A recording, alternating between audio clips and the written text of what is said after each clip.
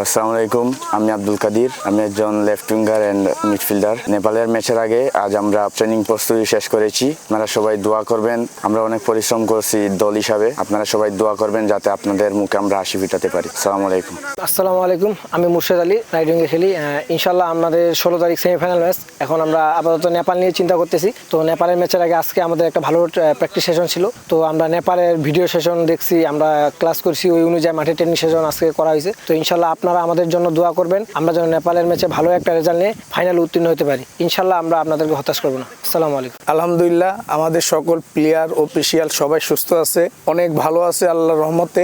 আমাদের সামনের যে ম্যাচ, এটা জিতা ছাড়া আমাদের কোনো বিকল্প নাই। সেমিফাইনাল ম্যাচ, ওইটা নিয়ে আমাদের কোচ কিছু কাজ করতেছে। ওইটার পর আমরা চিন্তা করব ফাইনাল নিয়ে।